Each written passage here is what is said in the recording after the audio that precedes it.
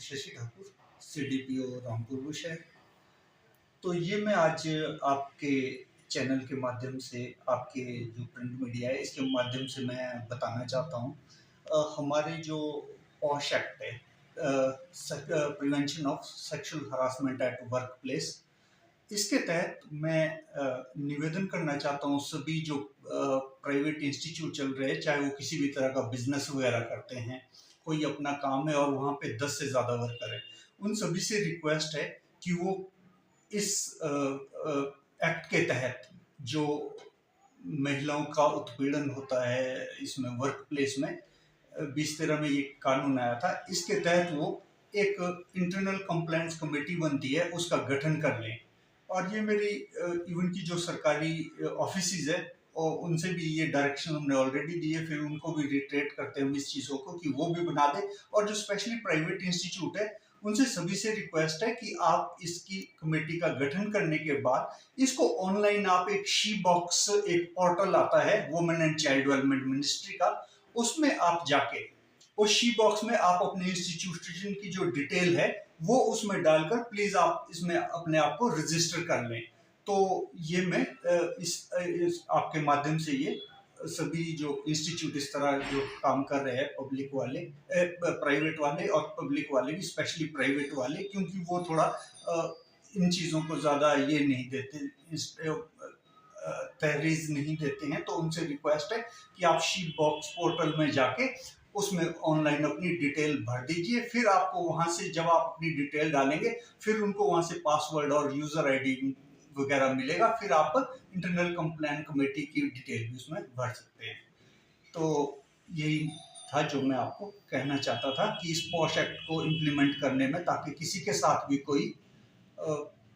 उत्पीड़न किसी का ना हो, किसी की सेक्सुअल हरासमेंट ना हो। Thank you.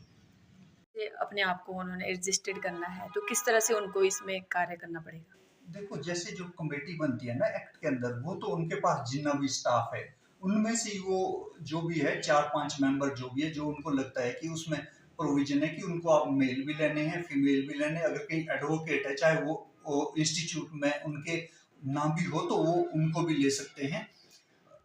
तो उसमें जो 4-5 है वो मेंबर वगैरह लेके, उसके चेयरमैन और मेंबर सेक्रेटरी वगैरह लेके, मान लो कमेटी उन्होंने बना दी। उसके बाद क्या है, जो पोर्टल है पारसी बॉक्स जो खोलेगा उसमें वो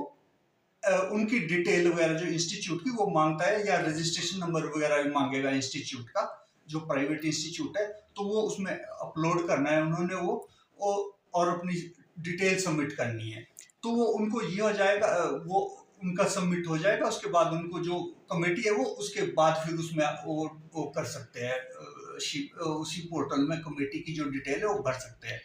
और फिर इसमें ये है, अगर वो ये नहीं करेंगे तो इसमें जो प्राइवेट इंस्टीट्यूट है तो उनके खिलाफ कार्रवाई भी हो सकती है। ये सुप्रीम कोर्ट के बिल्कुल गाइडलाइन और सख्त आदेश है कि सभी जो इस तरह के इंस्टीट्यूट है,